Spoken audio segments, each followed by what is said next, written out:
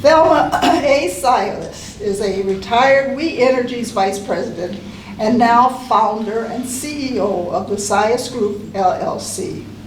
She received an honorary degree from Marquette University in May of 2022. She's the fifth child of 11 children of her parents, the late Roosevelt and Pauline Sias of Mayersville, Mississippi. As she once said to President Barack Obama, she's fired up and ready to go, and it is my honor to introduce our speaker, Thelma A. Sias.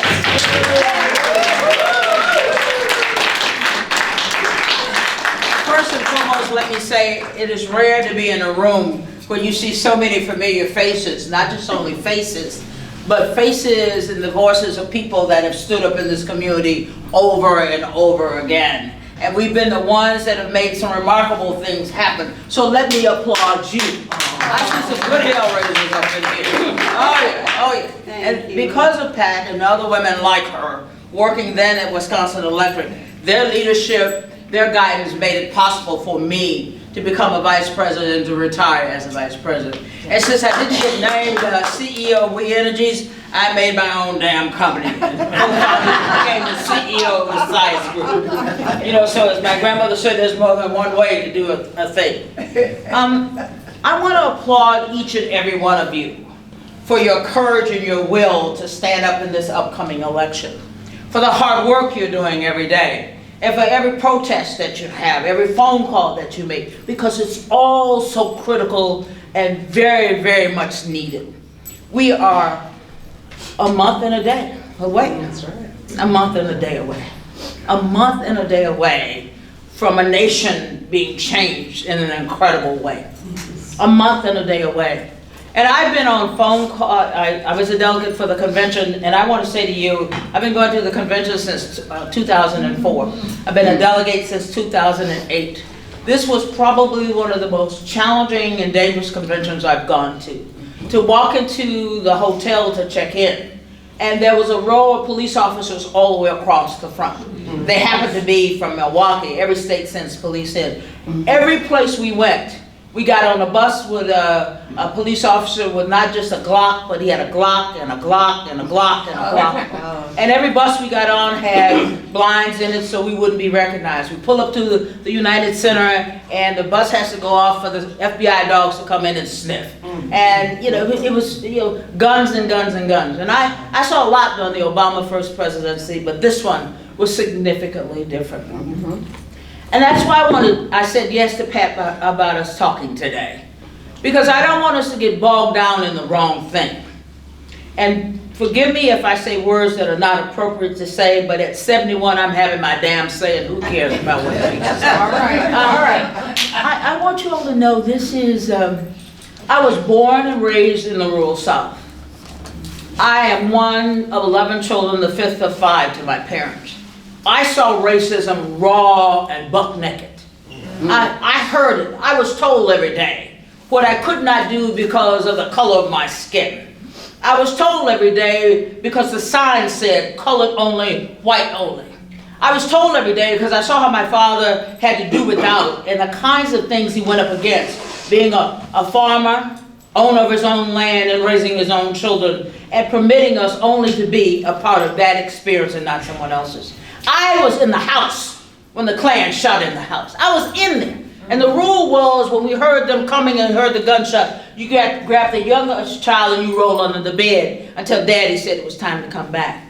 But what I'm up against now, in this day and time, racism is at an all-time growth and it's dangerous. Because of all of the development we have.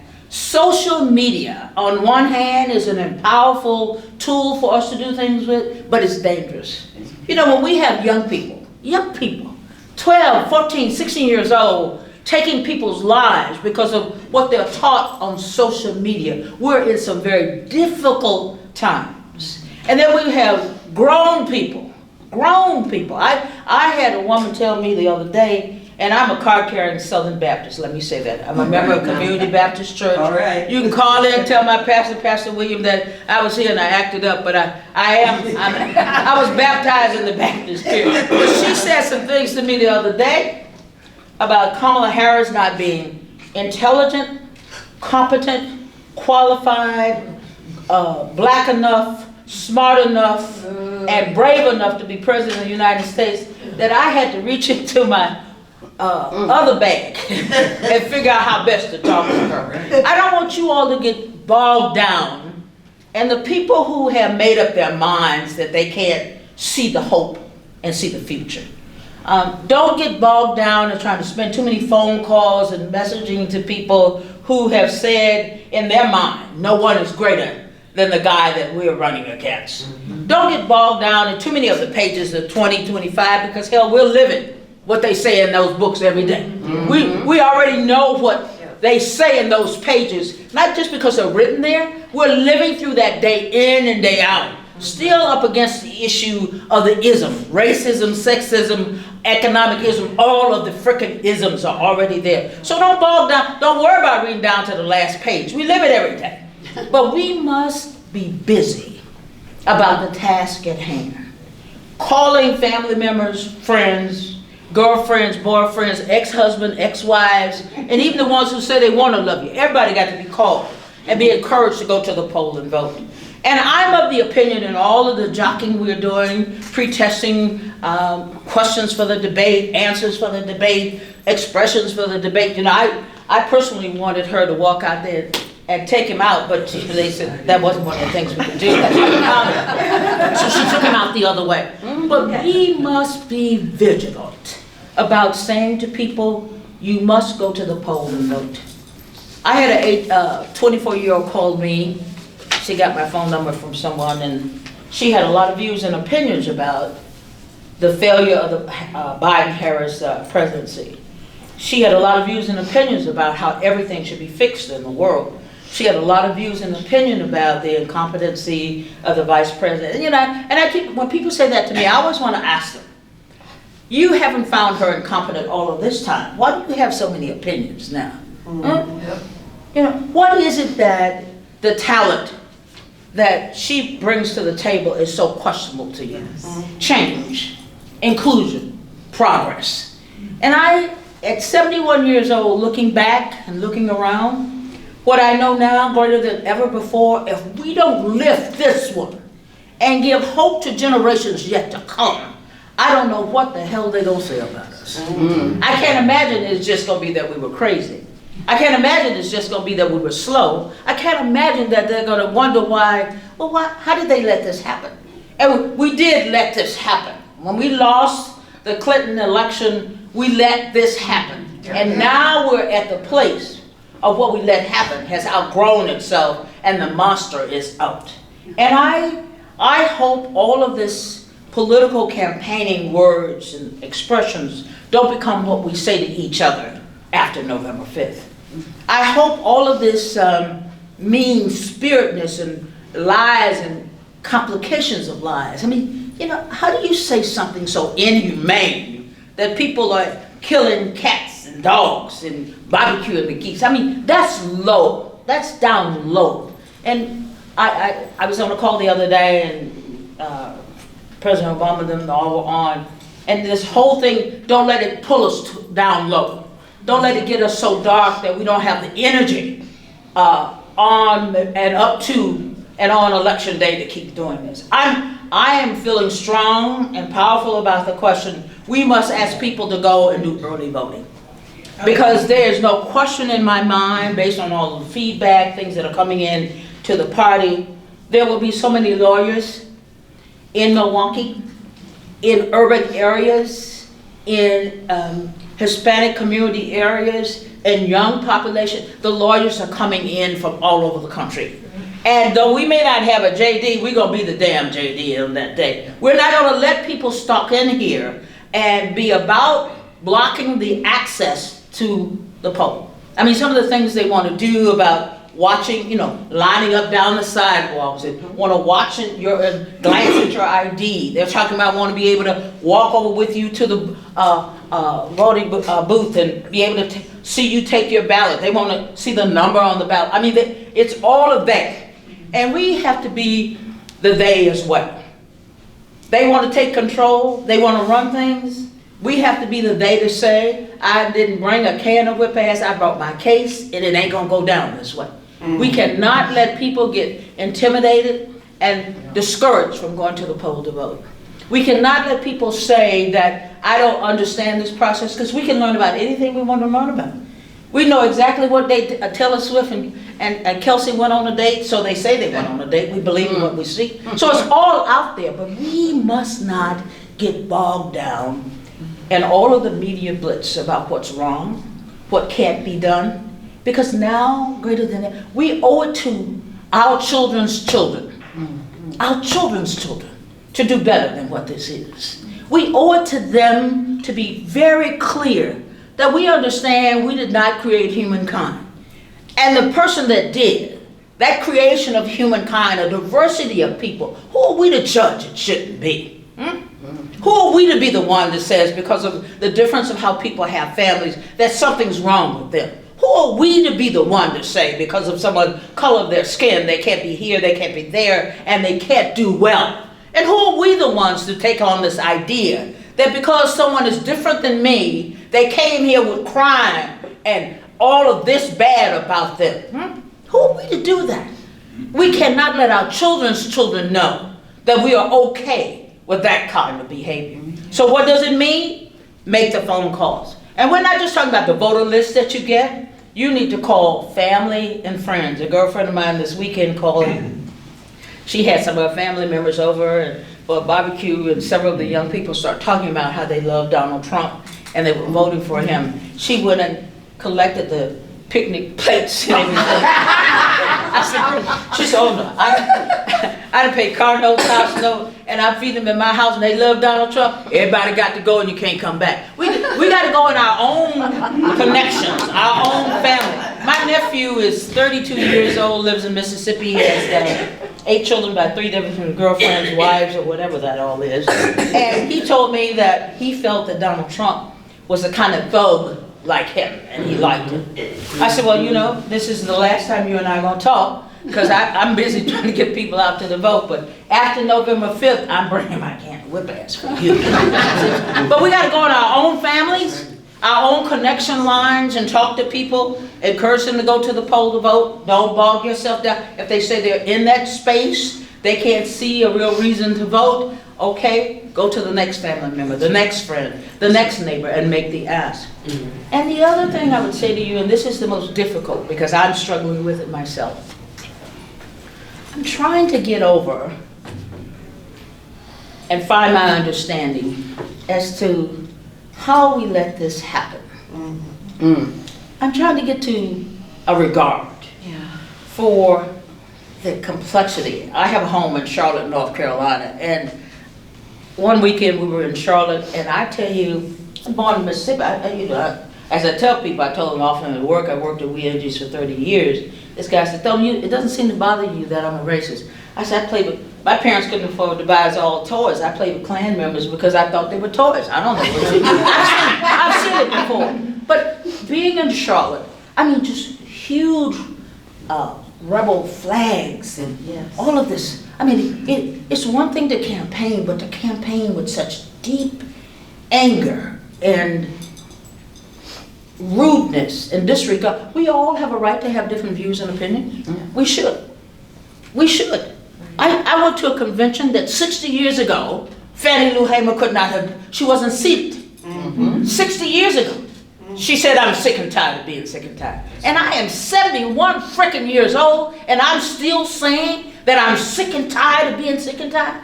Poverty, despair, unfairness. And if we don't let our humanity, real humanity, I ain't talking about the stuff they're making up in them jobs over there, help us understand we should do better.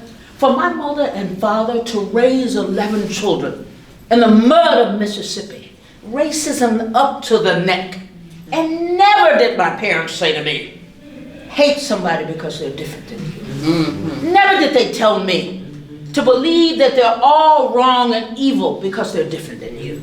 My mother died 18 years ago. And her last words to me was, remember how we raised you. We raised you to treat every person you meet with the same dignity and respect you so desire. Those were her last words to me. And if in that complexity, they could believe that a world should be better and to be treated with respect and dignity, how dare us now give up on it? How dare us now sleep and think that we're not capable of turning this around? Because long before now, there were men and women who could not read and write believed that we should have a better world. And now, greater than ever before. My niece is 8 years old in Louisville, Kentucky.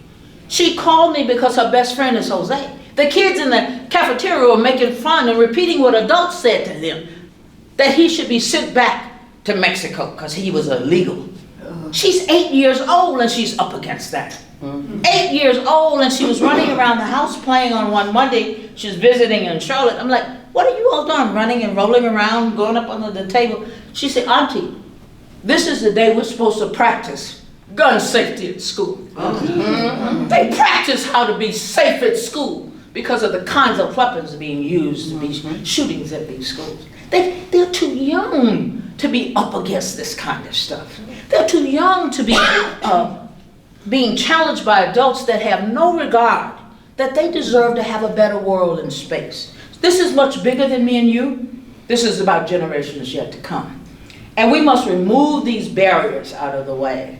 And I had a speaking engagement yesterday, and the women there, well, they all feel that a woman shouldn't be in such a powerful position. They were very adamant in their thinking that there's just no way that a woman should be in such a powerful position.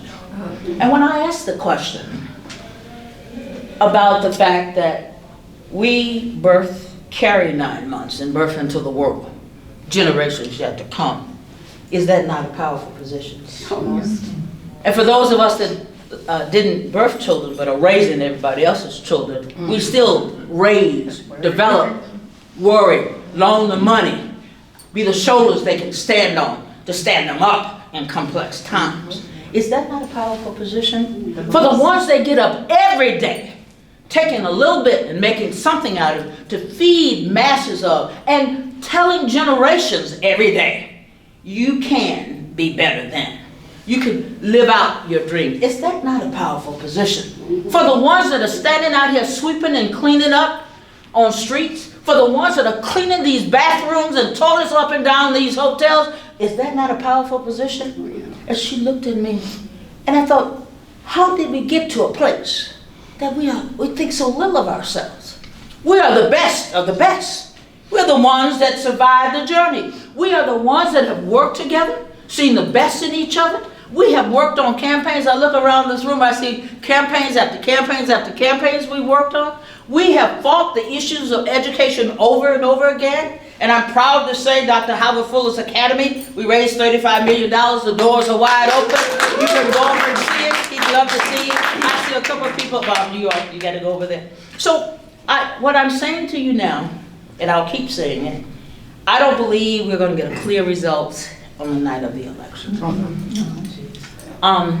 Some of these things that have been done about handling how votes are counted, handling how the numbers come in, watching over the election process, and now that we've had the impact of the hurricane, Florida, Georgia, North Carolina, on tons of calls last night and earlier this morning, how are we going to assure that people get the right to vote?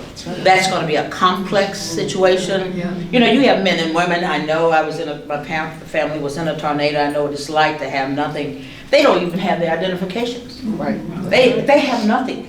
So unless, as I said to some people last night, unless we work along, yes, the Red Cross is doing an extraordinary job in the search and bringing people together, but the element that's most powerful, most connected for us is the FEMA process. You gotta go through FEMA to qualify for this, that, and the other. That seems to be the route, the best way to go to build the capacity for people to vote. But those votes, in those states, there's gonna be a lot of challenges. It's gonna be huge for North Carolina's numbers to come in. And it's a battleground state. It's gonna be huge for Florida. It's a battleground state. Georgia is surprisingly, there's an enormous amount of damage in areas in Georgia. So we have, yes, we're campaigning, but we also got to campaign now and work towards making sure every ballot gets in and that every ballot is counted the way it needs to be counted. So the work is hard. If you ask me today, I think maybe the 11th of November we may know, maybe. And maybe I'll get surprised. Very much surprised, because I know we're tampering down a lot of the discussion about how far in advance she is. Because remember when Hillary ran, we made an enormous mistake. We started bragging about 16 points out in front, and in doing that, people decided that they shouldn't go to the polls. Right. And doing that, people felt that their votes didn't matter. The decision was already made. So they say. I mean, I just think some people are full of BS. Oh, that's right, the camera's on, be careful. So the lead is, the information about the lead is not always as far out as it is. And in some places it is big, in other places it's still tight. And some places it's clear. I mean, I know many of you, as I do, I must get 752 emails every day, and 700 of them are surveys about things, and they're helpful, they're critical, but at the same time, it's still not as clear. And some of you may have heard this morning, President Obama is getting ready to get on the trail, and there'll be 20 more of them that will, every day, you're going to see two, because we're at that point where we're building up that capacity. And I know social media is a critical way to do this, and it worked, and it continues to work. But you and I work even more so.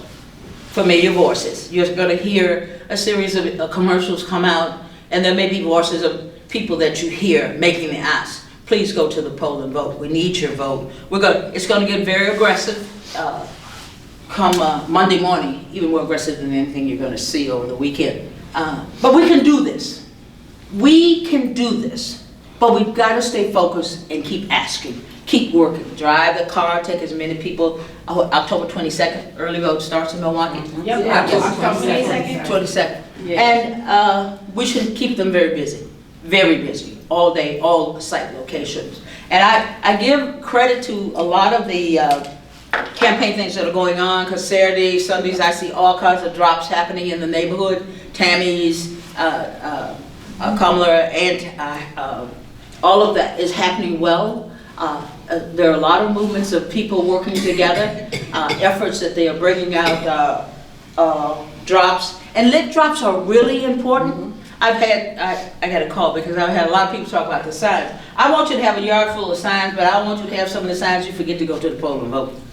Yeah, I say to people, when when they're asking for all of this literature and signs in the neighborhood, I get it. You want to show something to your neighbors, but first of all, I want you to go tell me you've early voted, and you can always tell when early voting happens. You can go down and look at the constituent district and see how the numbers are moving day in and day out. So let me conclude by saying to you,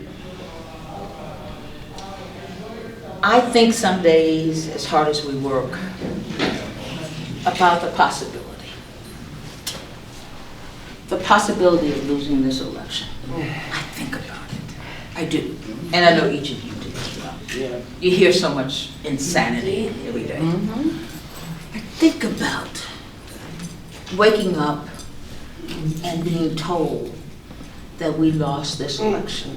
I thought it was hard when I had to wrestle with that woman, Hillary. I thought it was hard when Mandela lost the Senate seat, because it was so freaking clear. We had worked so long and so hard. I thought it was hard. But the idea that it's possible that we won't win this, I'm going to go down with every blaze of fight I have in me, as each of you have committed to do. Because the thought of that is painful to me. Not just to me, it's painful to the thought of generations yet to come. You know, many of us in this room have had our choices in life. Many of us in this room have had the opportunity to have this kind of job, that kind of job. Many of us in this room have gotten on planes because we now have American Express, Visa, MasterCard, and all the other kind of cards, so we can travel anywhere in the world we want to travel to.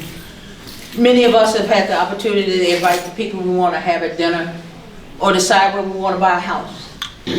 This election results could mean that so many things will change. I've had people say to me, I'm ready to live in a dictatorship. No, you're not, because you've never experienced one. You never have. You've never, but I'm telling you, social media has people listening to, going into sites and, you know, glorifying everything. I went to Israel. I stood in a room with Netanyahu. This is complexity that everybody thinks is so simple, it should be done like, this is complex in the world. It is. If it was so simple, it would be done. And with all of the trauma all of that is, we still got to be honest about the space we live in right here. How did we let it become so divided? If we don't turn this election around, this nation will be divided in a very painful and difficult way. I never thought I would relive the experience of racism in the South the way I am now. I never thought that it would ever reoccur to me with all of the assassination, all of the loss of powerful men, women, and children in this country. I would be up against this issue of race as dangerously as it can be. You know, I grew up being told what I could not do because I was black. Now I'm living in a world where they're just standing straight in front of me saying, no, you cannot. No, you can't. No, you can't. Openly and bold and brazen. How dare someone say because I'm female and don't have children, I'm not qualified to be a leader. How dare you? I could slap him 2 blocks and not even remember I slapped him. Start all over. The countless women that held this nation and family together, and you being judged by whether we have birthed a child or not, who are you? How dare you be the one that stands out in all public forums? Because I'm an immigrant, I am so illegal, I'm a drug this. Hell, drugs was in this country long before people came across that goddamn boat. But we're being fed stuff that is just unbelievable in our lifetime. Unbelievable. And all the degrees, ED, DD, JD, with all of that, to be told as a woman, I'm not qualified. I've heard a lot of things in my lifetime. I have. You know, people have asked me, Thelma, are you comfortable being black? What? What's that? What? Well, I mean, have you, why is it you all do this and you all do that? I had someone say to me, don't you think you're being a little too outspoken?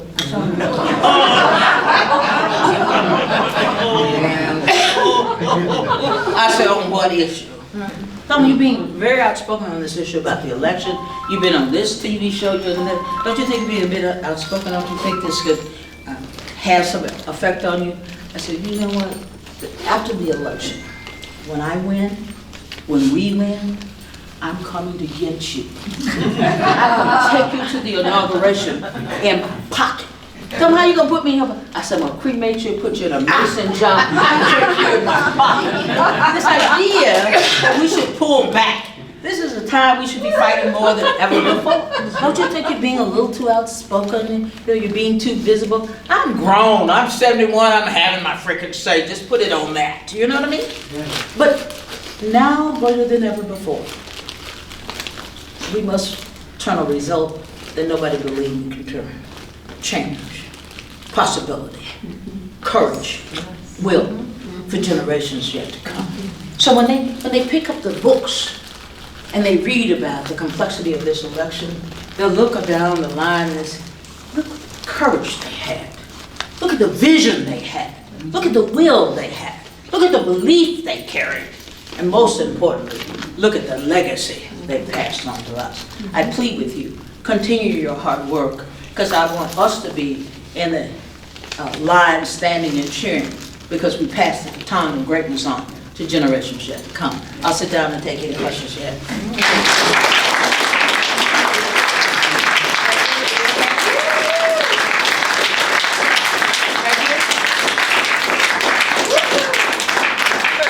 I understand there's a grown-up over here that's 102 years old. Yeah.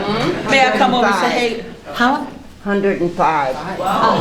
Thank you so much for the battle you've been on for us. Thank you so much. Thank you. The gift. At 105, she can put her jeans on with the stars. Hell, we know we can deliver now. Any questions? I think you All right, do we have any questions now? Comments? Fights? I got my case with You it. got one back here? Yes, go right ahead. All right, great. I'm having Republican relatives for dinner on Thursday. I'm a nervous wreck. No. I don't know how to begin the conversation, perhaps dessert so they don't leave before dinner. But I need to know how to begin the conversation so that I don't alienate them. I've always just looked at them to see their spark of divinity. I say, there's a spark of divinity in here, but I don't know how to start. What to say. That's always been my trouble in college. I couldn't figure out the first sentence. If I could figure out the first sentence, I could carry on, but I don't know the first sentence. But the first sentence I want you to have in your mind and leave here today with and carry with you is what my parents said to me. Treat every person you meet with the same dignity and respect you so desire. Right. That's what you need to do. Don't get bogged down. You know you can't convert. You know that. Don't get bogged down in trying to do that, nor should you get bogged down in throwing them away because their political views are different than yours. Right. They're your relatives. You can set the bar high. We're not having political discussions here tonight. We're just going to enjoy each other. But I want to understand how a military man who Trump said was a sucker and a loser could think the way he thinks. What is he ingesting? What are they ingesting that I'm not getting? I don't understand. Let me come over and hold your hand. Oh, because please do. You and I are in the same place. I got some mugs. I don't understand that shit either. But let me say this to you. You cannot... See, if we let ourselves crawl in to that narrow space where people have gone into because they want to feel more valued, more respected, and more loved, because we can choose foolishness when we want to choose it. You have to let people stay where they are. I'm sure he or she is wondering, what's wrong with her that she sees this differently than I do? And that's the point I was making when I started. Don't get bogged down in where people are.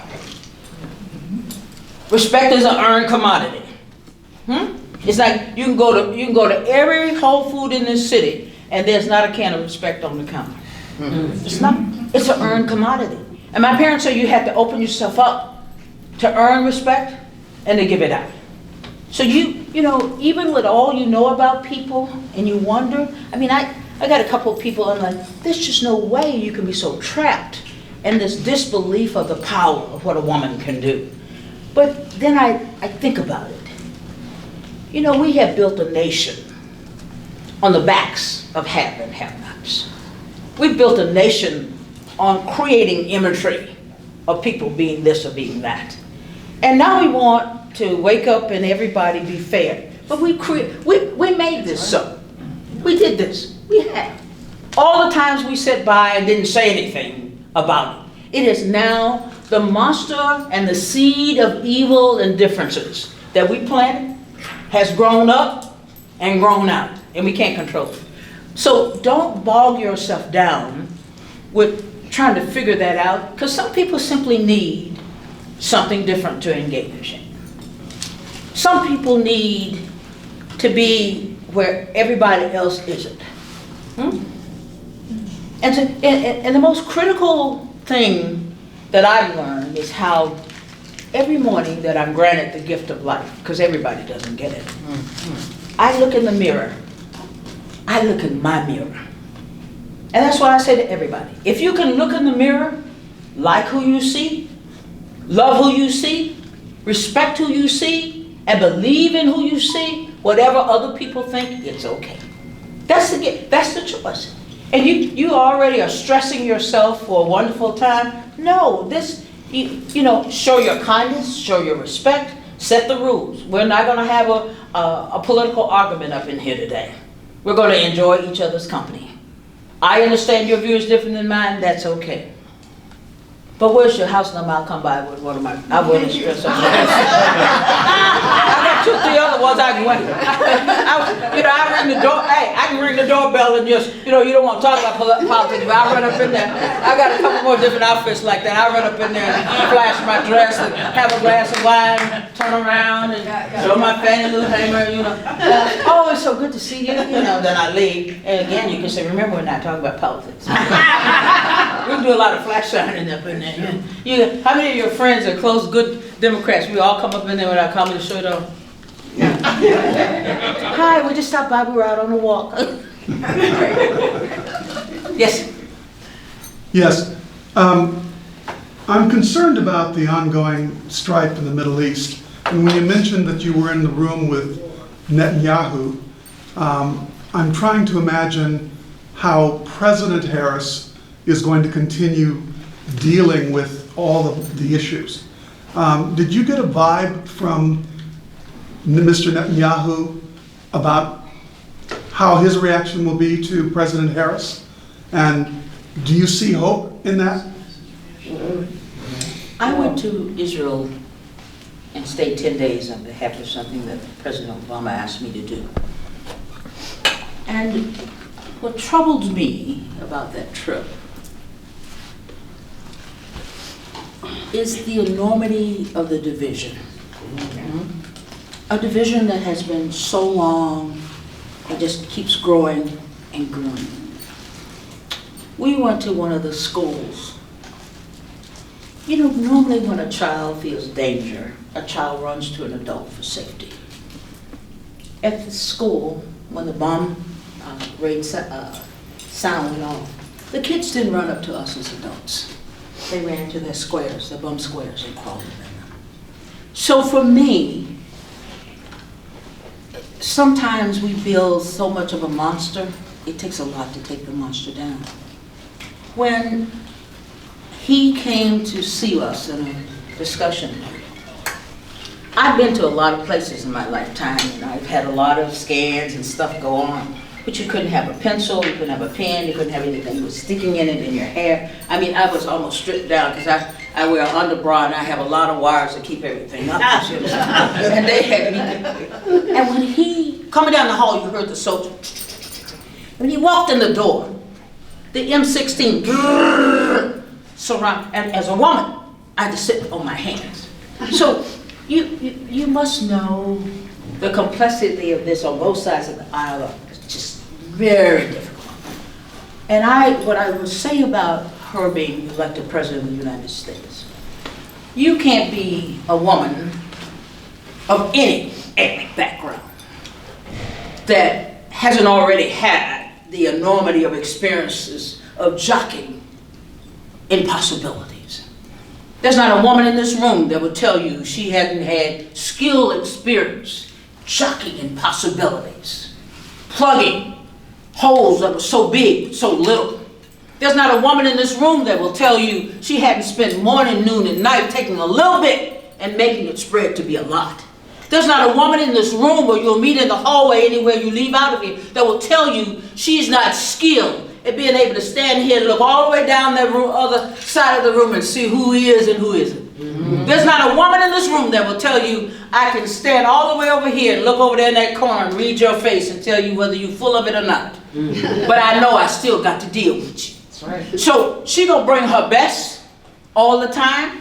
She'll be surrounded with some of the enormous talent, and I hope we can fund. I hope we can generate the power of peace, not just there, but all over the world. Because this monging that we have going on, this ism, has made people unwilling to see the truth. Sometimes stuff we do, I don't care how well you want to cover it up and spray perfume on it, just simply stinks. It's the wrong freaking thing to do. At this point in time in life, if we can't get over being over and being over, to move on, what do we want? What do we want? This is toxic, very toxic what we're up against. And I'm hopeful that we can render peace in both places. I'm hopeful that I see what's going on in Ukraine as well. It's just complexities that, you know, we done grabbed hold and we're holding so tight. Our hands are cut from holding so tight to the impossible. Let's try something different. Let's try it. See what happens. Huh? Let's see what happens. We tell kids every day to dream big. And we are grown, gray hair, all kind of different kind of hip replacements, knee replacements, and we won't give up and try something different. It's now the time to do that. I think she'll bring enormous talent. She's surrounded by some gifted people already, and there are some brilliant minds out here. I tell you, I had the honor of meeting and getting to know former Attorney General Eric Holder. You talk about a genius, just a genius. Susan, there are all kinds of talents out here. If we just get over our egos and sit in a room and bring enough people in the room for solution, I believe we will find them. And see, we don't know each other's story. I chopped and picked cotton. I remember the first time I went to the White House, and President Obama said, "Why are you crying?" I said, "It's October." And in my lifetime, I would be picking cotton in October. And I'm standing here at the White House. I've come all the way from the cotton field to the White House to see the President of the United States who looked like me. That's why I worked 30 years at WEC Energy, and I had colleagues say to me, "Thelma, I don't know, how do you do this? You stand in rooms, you're the only black, you're the only woman, how do you?" I said, "I chopped and picked cotton. I earned my way here. I didn't get rolled up in a cigarette and was smoking my way. I earned it here." So there are all kinds of pieces of the puzzle and the story about this courage. But I hear what you're saying about either way the election goes, there's going to be intense times around that. But the other way is going to be even more critical than her way. And we've been through critical times before. I saw my father sob and cry. My parents were active in the civil rights movement. Andy Young, Julian Bond, Congressman John Lewis used to come and stay on our farm because we had land. We had a farm, a barn that could stay in because they couldn't stay in places. My daddy sobbed and cried when they dropped that poison that killed all of the cows, all of the pigs. That veterinarian told my father, he said, "Roosevelt, they've been poisoned, but I can't write it in the report because I have to take care of my family." And my daddy's question, I heard him screaming out. He said, "Lord, how am I going to raise my family?" But that courage still stayed in place. 11 kids sent us all off to college. 11. And when the movie The Help came out, I had to get them out of the movie theater at Mayfair Mall. Born and raised in the mud of Mississippi. I never cooked, cleaned, and babysat in a white farmer's house. Because the day he came to get one of my parents' daughters to do that, my father grabbed that 30-30 rifle. He said, "I'll die before you take a daughter of mine." That's the kind of courage they had. That's why I can stand in this storm. Because I've seen it. I've felt it. I witnessed it. I know it can be done. I know. And if they could do it with so little education, no money, and we got all of this access and resources, I know we can do this. I know. You were with me. You were with me the night Barack won the first election. How we broke and ran out the Hyatt Hotel down there for the grand. And when CNN said they project that the president-elect is Barack Hussein Obama, we broke and ran out the hotel, running up and down Wisconsin Avenue, screaming and yelling about our victory. We got to do it again. We got to do it again.